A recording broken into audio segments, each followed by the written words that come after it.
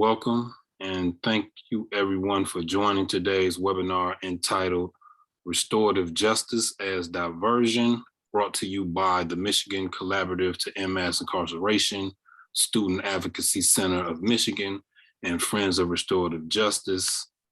Adriana, can you stop sharing the slide, please?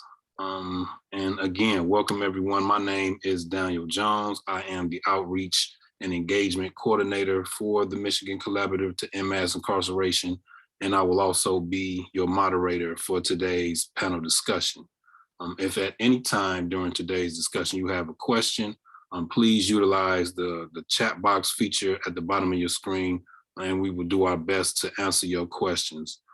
For those of you who may not know who MI-CEMI is, the Michigan Collaborative to End Mass Incarceration is a broad-based, statewide, nonpartisan collaboration representing nonprofit, faith-based, advocacy, grassroots, and service organizations united to end mass incarceration in Michigan. The collaborative also seeks to create and restore healthy communities, which brings us to the nature of today's discussion around restorative justice as diversion. You'll hear from our panelists today who will share how restorative justice practices look within communities, inside schools, and how it can be used as a diversion strategy. Something that came out during our discussions leading up to today's event was that there's often a misconception that people have around the thinking of restorative justice as an alternative to the current punishment system. And that misconception is that if we're not going to send people to prison, then that means we're going to send them to restorative justice. And that's just not really the case. So today's conversation will help give some insight into how we can begin to use restorative justice practices and principles as diversion from interaction with law enforcement, criminal courts, and prisons. And to help me navigate this conversation, of course, I'm joined by an esteemed panel, which it is my honor and privilege to introduce at this time. First, we have with us Jason Wesaw, who is the Peacemaking Coordinator for his tribal community, the Pokagon Band of Potawatomi Indians located in southwestern Michigan and northern Indiana. The tribe utilizes traditional ceremonies and cultural values as a foundation for circle keeping, with the intention of helping the community to continue growing and healing. Jason's work as a contemporary artist allows him to share old stories and create new narratives about Native Americans in the modern world. He exhibits drawings, ceramics, and textiles across North America, and his work is in the permanent collections of many major institutions. Jason has 3 children and lives near the historic Potawatomi settlement of Rush Lake. Please welcome Jason Wesaw. Next, hello everyone. And welcome. Thank you, Jason, for being here. Next, we have with us Matt Mangan. Matt is devoted to supporting the development and practice of liberatory learning spaces for both students and families. He currently serves as a director of instructional support, where he is charged with developing and coaching school leadership teams and building equitable learning environments. Previously, Matt worked at the Detroit Mayor's Office, where he served on the Community Education Commission, leading their efforts for equitable access to enrichment programming and supporting education strategies and accountability structures citywide. Matt's proudest moment was serving as a high school principal, where he was able to use restorative practices for record gains and student achievement. Most recently, Matt was named as a committee member for Metro Detroit Restorative Justice Network and board member for Developing Despite Distance. He received his BA from Eastern Michigan University in English Education, History Education, and is currently a leadership and policy graduate student at the University of Michigan. Please welcome Matt Mangan. Last, but most definitely not least, we have with us Becca Pickus, who is a lecturer at the University of Michigan, where she teaches classes in the Inside Out Prison Exchange Program and the Prison Creative Arts Project, also known as PCAP, as well as other courses focused on restorative justice, decarceration, and abolition. She's also a clinical social worker with a focus on trauma, grief, and loss, and is passionate about the intersections between social justice work, the arts, and healing-centered, trauma-informed practice. Becca began facilitating creative writing workshops in Michigan prisons through the Prison Creative Arts Project in 2008 and co-edited PCAP's third volume of creative writing by Michigan prisoners in 2011. Becca has been a member of the Inside Out Theory Group at Macomb Prison for the last 3 years and was also co-facilitating the restorative justice class at Macomb before the pandemic. Please welcome Ms. Becca Pickus. And again, thank you all for joining us and engaging in this conversation around such an important topic. And to just start things off, again, we would love to just start with you, Jason, as you share with us your experiences with implementing restorative justice practices and principles within your community and what that looks like. Yeah. Good afternoon. Thank you, Danny. It's good to see everybody. So in our tribal community, we still reside on our ancestral lands here in southwestern Michigan and northern Indiana. And so within our culture, within our connection to the land, there's a lot of things that are really inherent, and I think can really be really like seamlessly found in our modern ideas of restorative justice. In our ways, we call them peace circles. We utilize our traditional teachings, and often we have a talking piece or sometimes a fire that we sit around. Our elders and our young people are both very active in the process, but we're dealing with a lot of tough situations within families and communities that can really ripple out of control in a really quick way, because we do live in a small community. So what we're doing as a tribal community, even though we still maintain this connection to our lands, is we're living in a time where we can't assume that all of our people still maintain traditions or even a really strong identity as a Potawatomi person. And so that's why we look to utilize those different facets of our culture as a way to invigorate people within this process, to encourage self-responsibility, self-love, and really a deeper connection to community, so that when things happen, people don't feel alienated from the tribal community. We're still in the process of really building a formal program, though these things are a part of our traditional way of thinking and conducting ourselves. Formalizing this as a program and as an offshoot of our tribal court is still something that's rather new to us. I just came into this position as a part-time peacemaking coordinator within the last 6 months. So just with everything going on with the pandemic, it's been really tough to build momentum within the community and get this out there to people. But we've been working with circles for many, many years now, just trying to formalize our processes. Part of the reason why I thought it was beneficial to be a part of the panel today, to learn from you guys and to learn what's being done in other areas, so that maybe we can have an exchange of ideas. Definitely, and thank you for that, Jason. And just a quick follow-up question.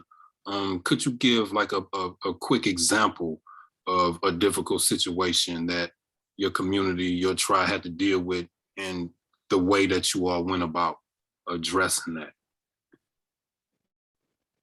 Yeah, things things from a tribal perspective, when it involves both civil or criminal acts, it can get really complicated because the tribe, we operate, we have our own tribal law, tribal constitution, and tribal courts, but we also operate under federal law.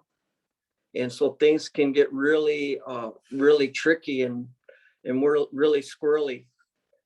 But for us, in the peacemaking program, what we're trying to do is really maintain connections to the culture throughout this process. So one that comes to mind for me was an incident where there was two Potawatomi tribal citizen minors that were caught in possession of alcohol and drugs on tribal property with two adult males that were non-tribal citizens and were also of age. So in that, there was criminal aspects of it for which I had nothing to do with, because those involved two non-native adult males. So the focus that I took in that particular case, with another few elders from the tribal community, was in talking with both of those young ladies and making sure that they had an avenue not only to reconcile the wrongdoings that they had done within their families and the drama that it caused within their families, but more importantly and particularly the danger that they had put themselves in with that kind of behavior, and how we could try and help them understand the value that they each have as young ladies and how much we need them to be safe and vital parts of this tribal community. That's just one like really quick, small example, but it can be a little bit complicated around here, and why I've really tried to kind of set up this program since I've been here, for people not to think of it really underneath the umbrella of tribal court, because that alone can bring along a lot of hesitation for people to want to get involved or to want to sit down in peace circles with us.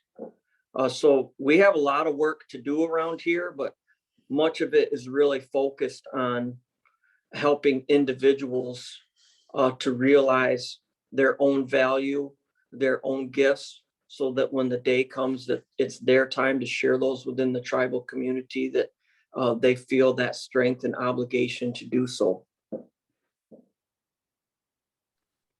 Yes, and thank you for sharing that, Jason. What stood out to me the most was what you just said about also involving the elders and the youth in these processes and just having the community involved. I agree, that's definitely important. And again, thank you for laying out that backdrop and the foundation for which our conversation is resting on now. And I want to go to you now, Matt. And of course, as you share with us, your work has been within schools, and specifically like addressing our youth.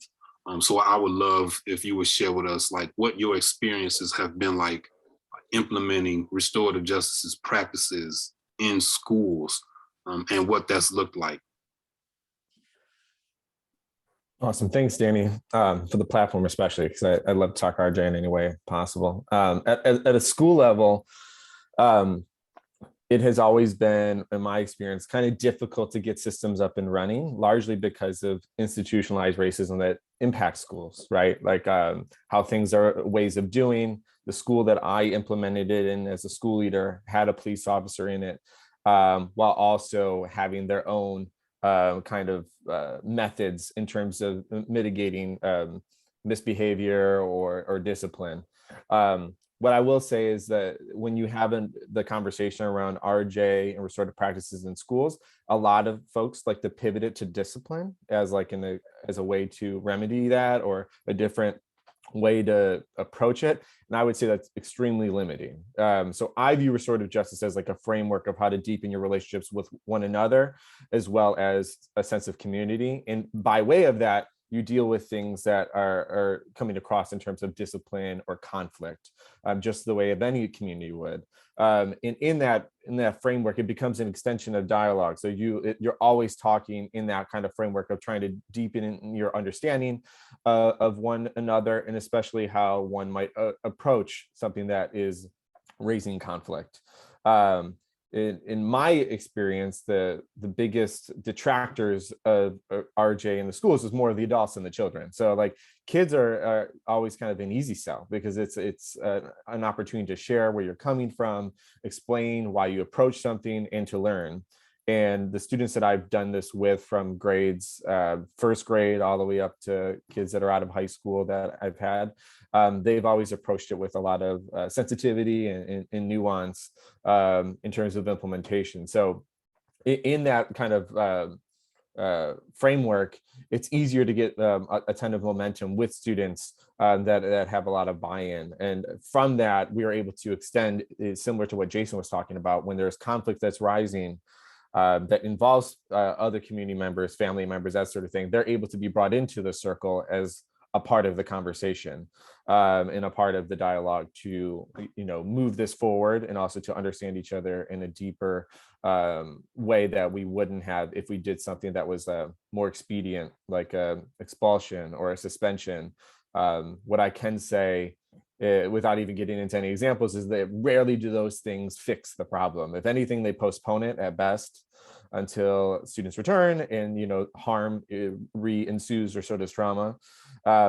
Whereas restorative justice gives you an actual method to deal with where the source of the problem is, rather than where maybe it is just manifesting. And for me, that's really important, because oftentimes in schools we're dealing with issues that require surgery versus a band-aid, and suspensions and expulsions and detentions and all that exclusionary practice are band-aids largely to bigger issues and more serious issues that encourage care and sensitivity and thoughtfulness, versus like, let me just try and do this as fast as possible, to try and just move the situation to a later date. That at that point when they return, you probably don't have a better solution, that you could have just addressed it in the moment, because proximity is really paramount for that. But when in doing that, there are moments where I was in conflict with police officers about how I might be handling the situation, or another administrator, or a parent at times. And how to navigate those relationships is a completely different skill set, and probably another call. But it's important, because like that, our approach at that school level was, I was very uncompromising in our facilitation of it, of restorative practice. And that gave me something like really foundational for me as a person to hold on to in conflict. And that's even something that I would support with students as well. Thank you for that, Matt. And just a quick follow-up question. What would you say the biggest takeaway would be for students, for the children in schools? What would you say would be their biggest takeaway from the implementation of restorative justice practices and principles in schools, and how that translates to their everyday life in their communities beyond school? I'll speak for them briefly in this for this question, but in general, like, I think a sense of belonging. I think largely why schools tend to suffer is because of a sense of you're not being missed, or not having a deeper relationship with school, with the folks that are in it, and having onto it its own community. Because like what I can say is like each school is its own ecosystem, is its own community. Whether or not you're being thoughtful about creating that towards progress is up to many of the adults in the room. But the reality is like that community is going to live and persist without that type of leadership or direction regardless. I think for students that I've come across, they've developed a new language on how to express themselves, on how to engage in dialogue around things that are conflict or conflict even adjacent, in how to mitigate those conflicts through conversation and through communication. My time as a school leader, I've been privileged to see like students that I did RJ with when they were in middle school, high school, and seeing them as adults at this point, and seeing the evolution of how where that learning and was kind of founded and where it's manifested as an adult is beautiful to see in terms of how seeing them interact with their community and others, and largely and how they represent and advocate for themselves and for their family. Because for us at the school level, Danny and I have talked about this before, is like students are asked to carry an awful lot of responsibility at the building, meaning like their own advocate in the moment. There's nobody that's witnessing a misbehavior that's always corroborating what they're saying, right? There isn't a lot of support in that way without it being built into kind of the culture of the building and of the adults and the teachers. So what I've seen the kind of students do at that time and where they are now is like carry that language and also that that viewing of like how to express their feelings in a way that they're comfortable with, that they feel like they're being truthful and honest to themselves, while also ensuring that they are heard by whomever their audience is. And I've been lucky enough to actually work with some of my students post being their teacher or principal, and seeing them do that as an adult and as an employee was kind of like the highlight of my time in those positions as well. Yeah, thank you for sharing that, Matt. And it's definitely good to know that what you are sharing with these youth, like it sticks with them, and it offers them something in their adulthood when they reach it there, and just allows them to make better decisions for themselves, on behalf of themselves and the community. So that's something definitely to look forward to.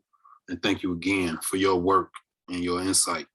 And I want to go to you now, Becca. And I would love if you could share your insight, based on your lived experiences, the work that you've been involved with. If you could give us like a compare and contrast with the current punishment system that's in place, and what we're talking about with a restorative justice system, and a change of heart and minds that we're really getting at right now. If you could just share some of the again, like that compare and contrast. Thank you. Absolutely. Thank you, Danny. And I'm so excited by how many people are here. 47 for a midday RJ conversation. If that's not inspiring, I don't know what is. So cool to be here. Thank you. So yes, thinking about the criminal legal system, or as Danny is referring to it, the criminal punishment system, other people may refer to it as the criminal justice system. That is what we think of as a retributive or a punitive system, retributive relating to the word retribution and punitive relating to the word punishment. And then a restorative system takes a fundamentally distinct approach. And as Danny said in the introduction to the discussion today, what I really have learned and encourage my students to think about is less some idea that we're going to do a one-to-one swap, like somehow we have this massive criminal legal system and we're just going to replace what exists with a restorative justice system, because they think that actually really misunderstands and dilutes what restorative justice principles and practices and approaches are. Angela Davis asks us to let go of the desire to find one replacement for mass incarceration, that is not an abolitionist or restorative goal. So in thinking, one of the things that most clearly solidified this distinction for me, and I learned about restorative justice initially from a phenomenal group of scholars and restorative justice practitioners who are all incarcerated at Macomb Prison and who lead their own circles and conferencing and teach a restorative justice class to other incarcerated men. They've taught it 20 semesters over 5 years, and were just recently stopped because of the pandemic. And so I had the privilege of learning with and from them and then joining them in that class as an observer and then a co-facilitator. One of the clearest distinctions in thinking about these systems that was presented to me from them, so credit to them, is that the criminal legal system is concerned with crime.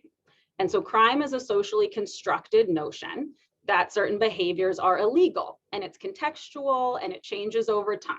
It may also relate to an instance in which harm occurred, but it may not.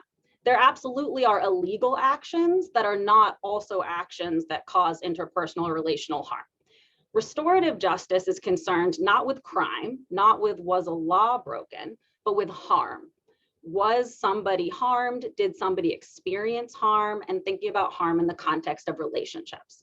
So I think that's the first fundamental distinction, is that the criminal legal system cares about crime, and we can think about things that are criminal or against the law that many of us think probably shouldn't be against the law and that are not causing harm.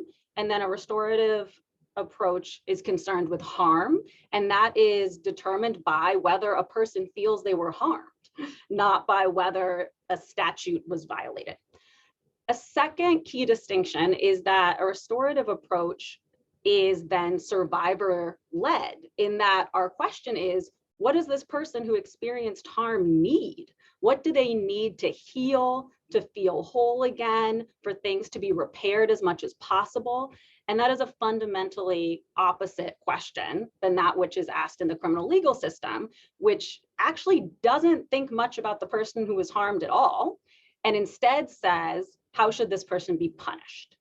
So that's the second key distinction, is focus on punishment versus focus on what the person who was harmed needs. And then the last thing is, again, what that leads us to, which is, in order to seek repair, seek healing, we're addressing root causes of what led to this harm in the first place.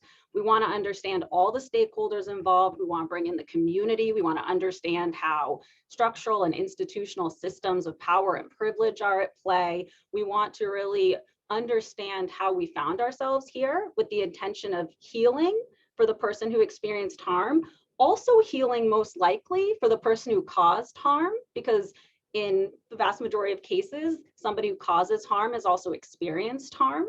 And then thinking about what needs to change so that we don't find ourselves here again. The criminal legal system says, how should they be punished? And then did they complete their punishment? With no attention to how the person who was harmed, if there was one, whether they get healing or not, whether it's even what they had wanted to happen. Often somebody who is a survivor of harm, what they want is not at all for the person to go serve 25 to life or however many years, and their interests are not prioritized in that sentencing process. So it just kind of concludes when the person has served their punishment. And as other folks have mentioned, as Matt mentioned, very rarely does that have much to do with attending to the root causes of why this happened in the first place. So I think that would be my kind of overview of some key distinctions in these approaches. Yeah, definitely. And thank you for that comparison and that contrast. It's definitely worth mentioning, like, how the current system is focused on crime and punishment, and how the restorative justice system would be more so focused on harms and needs. So yeah, that's a different way of thinking. And we definitely hope that with this webinar and this conversation that will ultimately lead to a different way of looking at harm and healing for individuals and communities. So thank you again for sharing that, Becca. And I guess a quick follow-up for you. Yeah, because you are, you do have like a great mind when it comes to the actual implementation of restorative justice principles and practices. Could you speak a bit about like how that looks in a person's everyday life, like how we would embody these principles and manifest this new thinking and ideology that we're talking about Sure. So like I said, when we met before, I just think it's fantastic that we have folks in this webinar discussion who are thinking about restorative justice across contexts, because I think that's key. And so one of the activities I always ask my students to do in class after we've read a bit about the principles and practices of restorative justice, and the class is thinking about decarceration and abolition. So we are largely thinking about the criminal legal system, but as a way to understand restorative justice as a framework that is occurring all day, every day in all of our lives, or could be the lens that we use, I always ask the students to think about an instance in which a rule was broken, because as Matt was kind of talking about, when it's happening not in the criminal legal system, crime is often talked about as discipline. So it's response to either a broken crime or a broken law or a broken rule. Sometimes those are explicit, like in schools, there are rules written down, but then also in families, in community, relationally, we always have kind of written and unwritten rules. So I asked my students to think about a time when a rule was broken, whether it was something as simple as their little brother took an extra cookie when mom said no more cookies before dinner, or somebody in school cheated on a test, or something with the criminal legal system. And I asked them to just think about using these frameworks. How was it responded to? Was it responded to using a framework of what rule was broken, what punishment is deserved? Did they complete the punishment? Or was it responded to in a framework of what's the harm that was caused? What is needed to heal or repair this harm? And have we addressed the underlying causes that led to the issue? So those are some examples just as we think about the omnipresent way that we can approach this framework, that literally every time a rule is broken, we are responding in a way that either seeks to understand if there was harm or that seeks to punish. In the prison system, we do not have formal restorative justice. For example, like quote unquote victim offender dialogues in Michigan. We have them in other states. But I guess just to speak for a second to the incredible work that the men at Macomb are doing with this class, in this class, a lot of the, and of course, Danny, jump in because you obviously know as much about these guys and their work, and you are these guys and you are this work. But one of the things that always struck me was that the men participating in that class often said they had never before thought about the victim or the survivors in the situation in which their crime had occurred or the harm had been caused.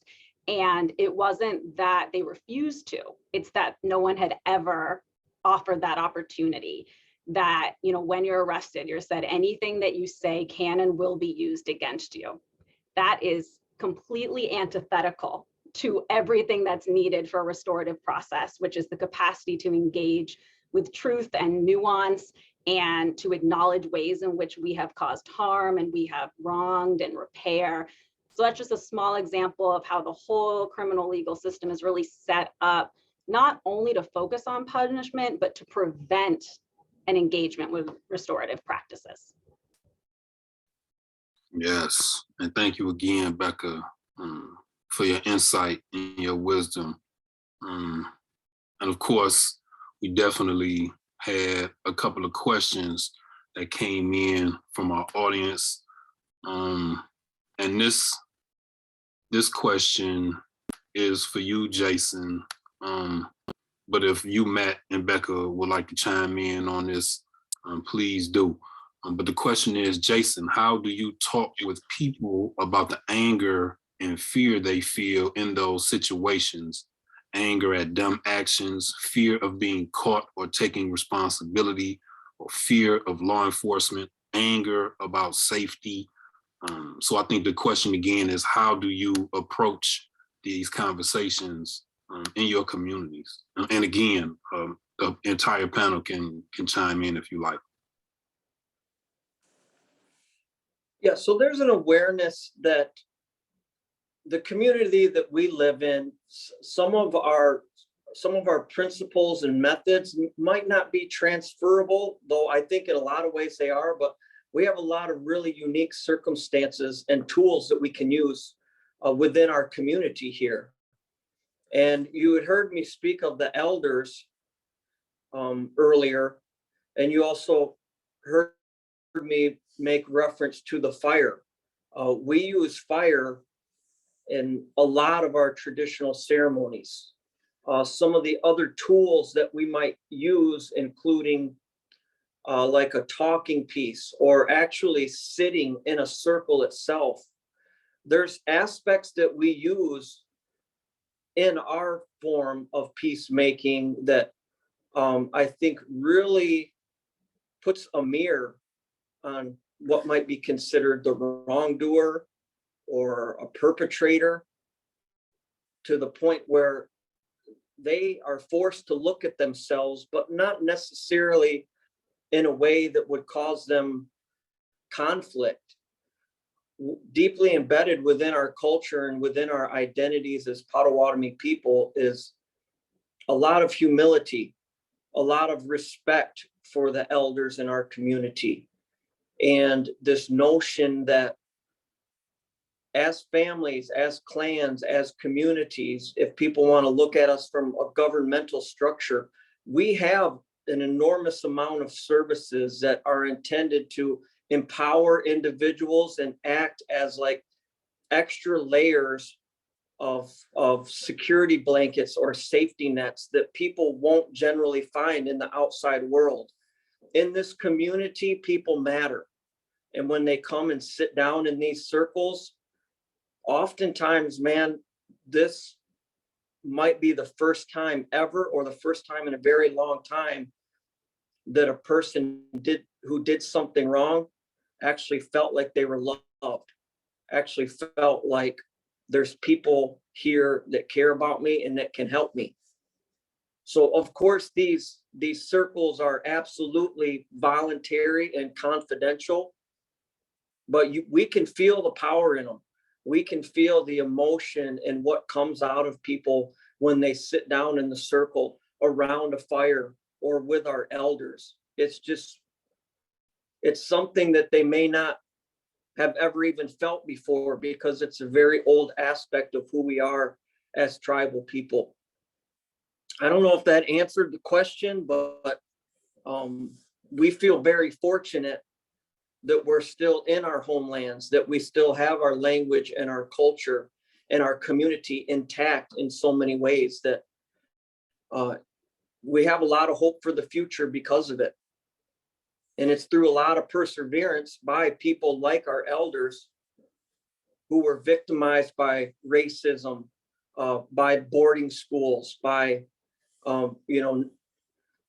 just so many different things, to be able to bring us to where we are today, to be able to help our community heal and grow in such a positive and authentic way.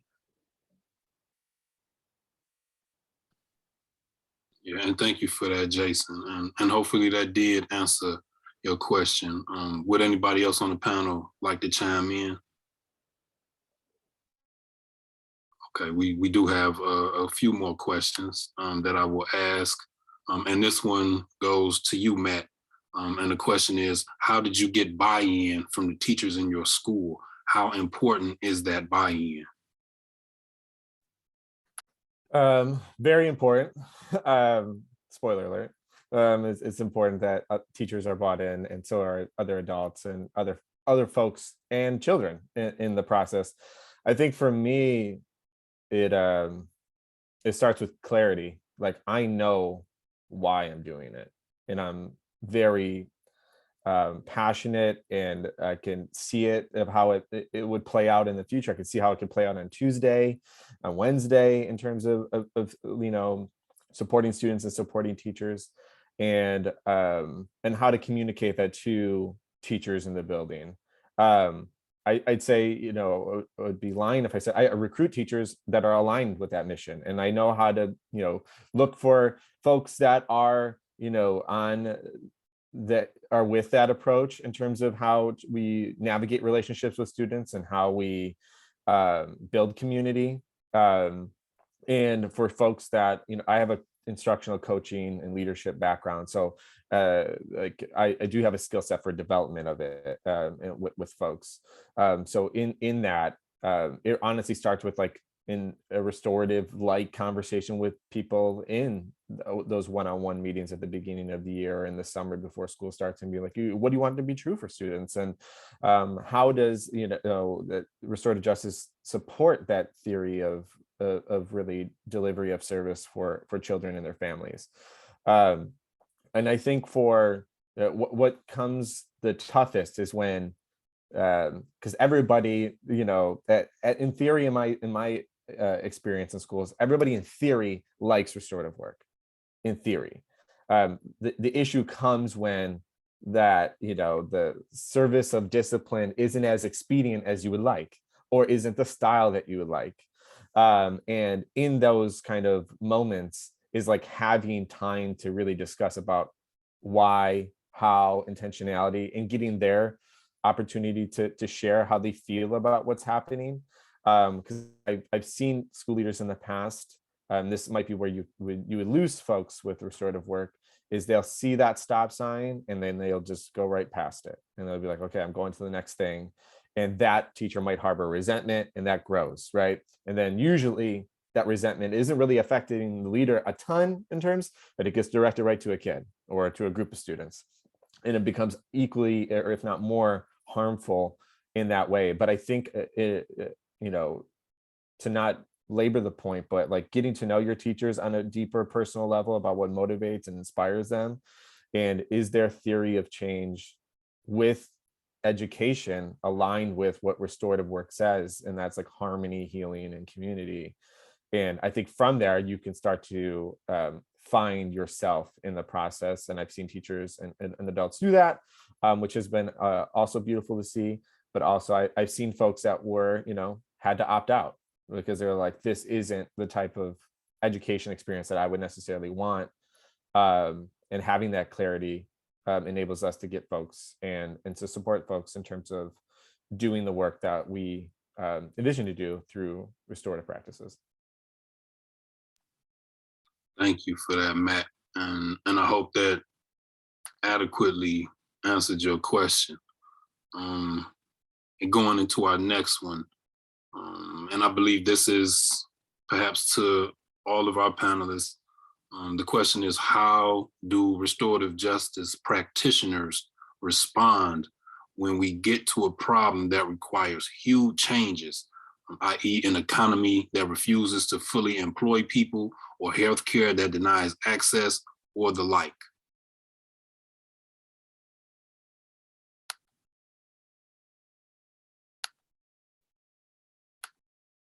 And again, that was to all of our panelists. So I'm happy to jump in. This is a great question. This is maybe one of the questions. I really value this question because it gets to the heart of the fact that harm is not something that happens in a vacuum, that people do not harm one another as distinct or separate from the context that they're living in and the harms they've experienced and the access to resources or lack thereof.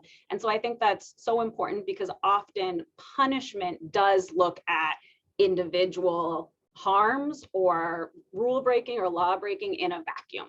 And when we fail to consider all of the influences and catalysts that led to that harm, we prevent and preclude the option of attending to those root causes. So we can punish it in the moment, but it's going to keep happening again if we're not attending to those root causes. So I'm trying to think. So there's a couple different things. One is there's a distinction that I personally hope we can start to see as less of a distinction between restorative justice and what's called transformative justice. Transformative justice developed as a bit of a response that felt that restorative justice was looking too minutely at the interpersonal aspects of harm and perhaps failing to contextualize them within these larger systems and structures. So like this question notes an economy that doesn't provide employment or that doesn't provide access to healthcare. So I personally, because I think I learned about restorative justice in the context of the prison, it never occurred to me that we would look at interpersonal harm outside of the larger context. But I guess that does happen sometimes, or it has happened. And I don't know if Matt would, I think sometimes that happens when folks who don't fully understand restorative justice attempt to implement isolated aspects of it in schools. So transformative justice is more explicit in our need to attend to all of those related factors. In terms of thinking about RJ and responding to harm, I think it's also important to think about there are key individual causes of violence and harm, and then there are key societal causes of violence and harm. I looked at Danielle Sored's work a lot on this, and she wrote a book called Until We Reckon and is the executive founding director of an organization in New York that is a restorative justice alternative to the criminal legal system, where actually folks do start in the criminal legal system. And then if both the person who was harmed and the person who has been charged agree, they can pivot and go through common justice. So her book describes that in more detail. Thinking about individual drivers of violence, she articulates isolation, shame, and inability to meet one's economic needs and exposure to violence. And so those would be the things that we would need to most thoughtfully attend to if we wanted to reduce violence, including interpersonally. And then there's these societal issues. So I haven't quite answered the question because I don't have a response to how do we employ everybody or have healthcare for all beyond continuing to organize and advocate in all the ways that we do. But I think an acknowledgement, a deep acknowledgement within the restorative processes that these are as much linked to the harm as any individual factors, and that often the restorative process involves the person who caused harm returning to school, attending parenting classes, joining a community support group for folks who, harm reduction around substances. So as co-determined by the person who was harmed and the person who caused harm, oftentimes the responses include attending to these larger structural factors. Thank you for your response, Becca. And I'm quite sure that that did answer the question. I hope that it did. And we do have one more question, which is for you, Matt. And the question is, you mentioned your experience with implementing restorative justice practices as a school leader. What do you believe are some of the key practices, mindsets, and or beliefs from school leaders and or school communities that support with implementing restorative justice? It's a good question. I think it starts with that everybody has a voice and a story to tell about everything that they experience, and that those stories are worth knowing. And that's about isolated incidents that Becca was kind of referring to, like how, a conflict might arise, but it might even be about what brought you to school that day. And I think those, in my experience, and my, deep in the core of who I am, I'm interested in that. And for the schools and leaders that are interested in that, I think they find like a sense of art and science and restorative work as well, and a sense of purpose with it. Because like to the earlier question around like larger issues, is I'd be lying to say that as a school leader, it was very difficult for me to think about anything beyond my building in terms of restorative work or the people that are impacted or within that broader community. But what I can say afterwards is like the school leaders that I've seen implement it thoughtfully, meaningfully, into like revise how school is done based on restorative work versus like, okay, you know, maybe we have some educators on the call, like, oh, you've hit like your third tier, it's time for a circle, right? That I would say like that's a very limiting understanding of restorative work. So I would even say that like looking at examples of like non-examples are helpful for school leaders to understand like what the purpose and the priorities are and what the goals are. Because at, you know, at a school level, very often folks are looking for like a better mousetrap for a situation. Like, how do I just better deal with this faster or quicker, especially if you know, if you're working in a school district that's under-resourced, understaffed, all that stuff, you know, adds up.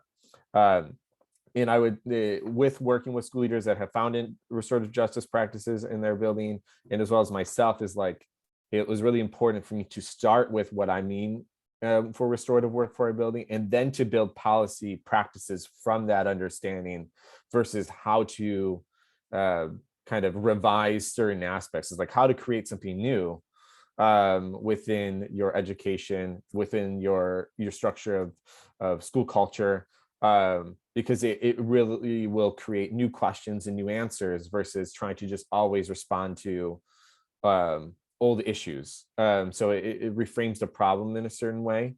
And lastly, I would always say, like, when you do this, it's a very difficult thing to start alone. If you have somebody that's like a critical partner and ally of the framework and of the work, it's really helpful to bounce ideas off of and to just kind of navigate problems as they come, specifically structural problems. Because like what I ran into is like, oh yeah, it's hard to be in 47 different places at once, like for all these different types of things and to kind of mobilize it. But when I was able to find a partner and also have somebody as like a critical friend in that work, it became like liberating for both of us. And it also became empowering in the sense of like, it gave us a new sense of purpose in our roles. Thank you for that, Matt. I hope that answered your question. We have roughly 8 minutes left in our conversation, and would just like to ask our panelists, do you have any closing remarks or anything that you would like our audience to walk away with?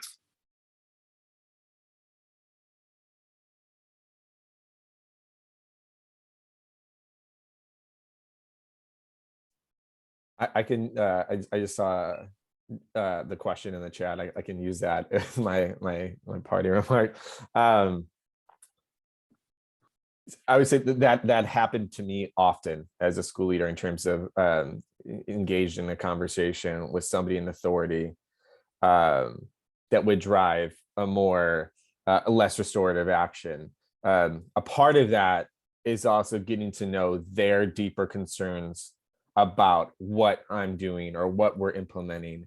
Because I could say that the police officers in the building that I was at felt excluded from the process, and they felt some kind of way about that, and they wanted to let me know in, you know, via conversation, also via action, right?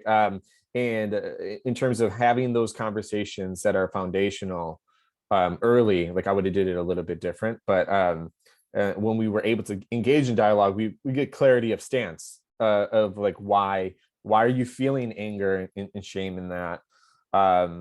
What do you stand to gain or lose from this situation? Is also a question that we would dig into. And from that, with folks, you know, which is different in terms of context, is like, you know, I'm able in a leadership role, so I can kind of manage different systems with some level of like hierarchy and power, that if it's done correctly, I can investigate those issues a little bit more than a teacher might be able to because of the way their roles functions. But I think I'll bake this into what I think is a good takeaway for what I had for restorative work, is that being able to see it as a framework and as an extension of humanity.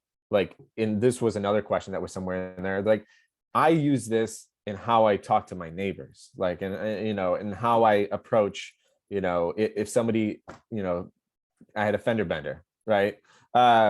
there is something that to that in terms of how I communicate, and it feels lighter because I feel like I can kind of operate in a way that feels core to who I am as a person. And I would say how that works with young children is that those skills become even more refined, codified, and developed the earlier you start, because they grow fast and they'll outgrow you in a certain way in terms of your practice, which I've observed, which was great. But yeah, I'm sorry, I'll keep it to that. Thank you, Matt. Any closing comments, remarks from you, Jason, or you, Becca? Jason, I'm happy to go. Do you want to go first or second? All right, you'll close it out. Yeah, I have two ideas. One is, and this is thinking again, more so with the criminal legal context, but one of the things that I hear a lot from my students and a lot of folks who hear about the idea to use restorative justice, and again, I think they're thinking about it in a limited way instead of the criminal legal system, but I think the idea is, oh my goodness, how is this going to work? What do we do in the meantime is a question I hear a lot, which I find so interesting because there is no meantime. Like every time harm occurs, we have an opportunity to respond to it in a punitive or restorative way. So, but I think the thing that I share with folks is the fear of how this is going to work would make a whole lot of sense if we currently had a system that worked. And we were concerned that, oh my gosh, what if we lose this system that's functioning well, and then we try to replace it with something that we don't know enough about yet, or I can't tell you exactly how it's going to work out. And that it could not be farther from the reality, which is that the only thing we know about our current system is that it does not work in fulfilling its stated purposes, which is theoretically to keep people safe, to reduce crime, to reduce violence. Danielle Surratt, to quote her again, has this amazing line that says, if mass incarceration worked to keep people safe, the United States would be the safest country in the history of the world, because no country has ever incarcerated this many of its people for this long. And so what we do know for sure is that this punitive retributive response is not working. And so even if we don't know exactly how restorative justice would work at every point, or how a different approach would work at every point, we know that it's worth a shot. And then the last thing is, I think some people find it really difficult to imagine what restorative approaches within a community or society might look like. And something that I think is useful to consider is that we predominantly do use restorative approaches in the wealthiest communities.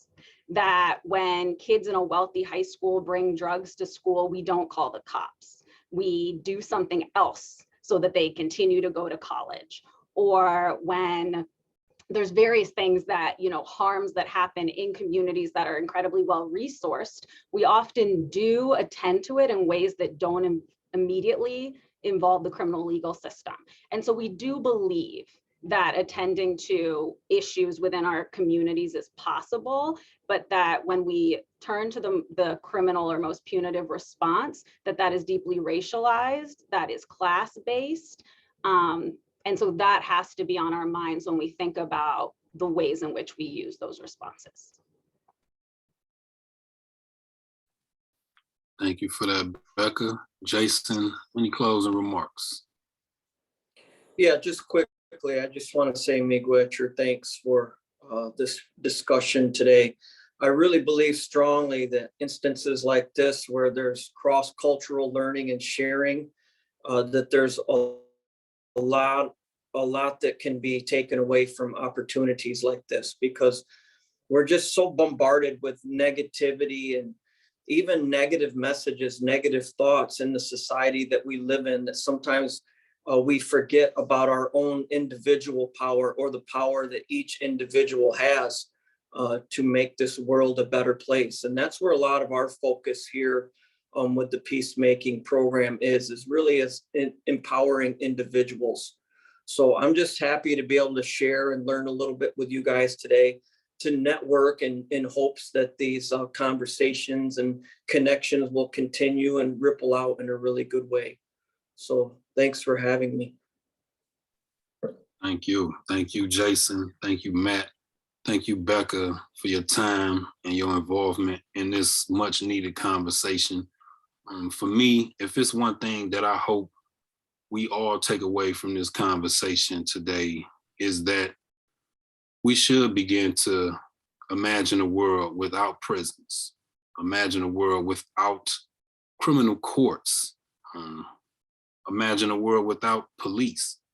And ask ourselves, how would this world look? How could we make it a better and a safer place where we're not counting on a system that relies on punishment as a deterrent, where we could focus more on healing and our community. So I hope that's something that can be taken away from this conversation. And you continue to have these conversations with your families, with your community members, with your colleagues, co-workers. We just don't let this end here. We continue having these conversations, and we continue to envision a world that does not rely on punishment. So again, I thank you all for your attendance in this, and definitely have some things that we just like you to have on your radar, be in the know. Adriana, if we could share these slides. We definitely have a webinar coming up in March 8th, to be exact, at 12 noon. This webinar will be entitled Police Accountability as Diversion. So we definitely ask that you register for that event, join us for that conversation. Definitely looking forward to having this. We also ask that you get involved with MI-CEMI's efforts to end mass incarceration. Again, you can help us with our efforts by putting the two bit.ly links that you see at the bottom.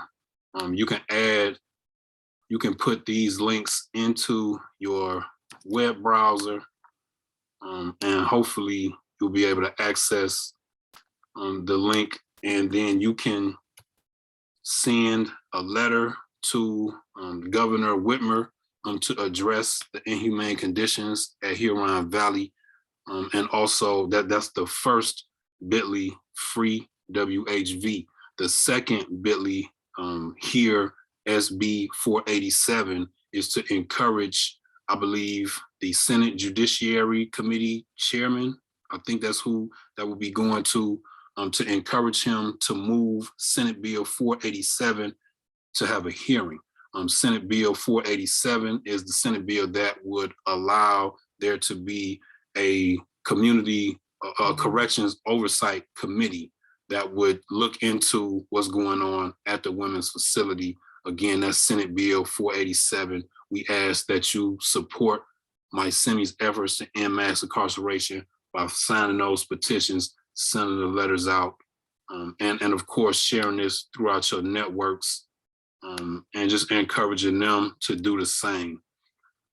Another thing that you can do to help is also sign on to our petition to end life and long sentences, which is our second look legislation. That link will be coming into the chat box now. You can sign on to that. Again, this is in support of second look legislation, which will allow people who are currently incarcerated to have a meaningful opportunity at parole after serving their initial 10 years, no matter what the offense is, no matter how long a person was sentenced to. After the initial 10 years, you can be considered for release. So we ask that you please support those efforts by signing that petition, and again, sharing it throughout your networks, and just encouraging everybody else to, of course, sign on as well. The last thing that we ask you to do is join MI-CEMI. Stay in tune with us, tap in, stay current. All you have to do is sign on to our resolution, which you can find on our website at michigancollaborative.org. You click on the join link and it'll tell you exactly what you need to do to join MI-CEMI. Once you become a member of MI-CEMI, you will get monthly newsletters. You will stay up to date on everything MI-CEMI. I encourage you all to join us, and again, share this throughout your networks. Let's continue to improve and work on our efforts to ending mass incarceration here in the state of Michigan. Again, huge appreciation and gratitude to our panelists for joining us today. Of course, thank you all for attending, and I hope this was very informative and enlightening to our audience. And again, we just ask that you continue to support MI-CEMI in our efforts to end mass incarceration. Join us now. Stay involved, stay informed. Thank you all. Peace and love.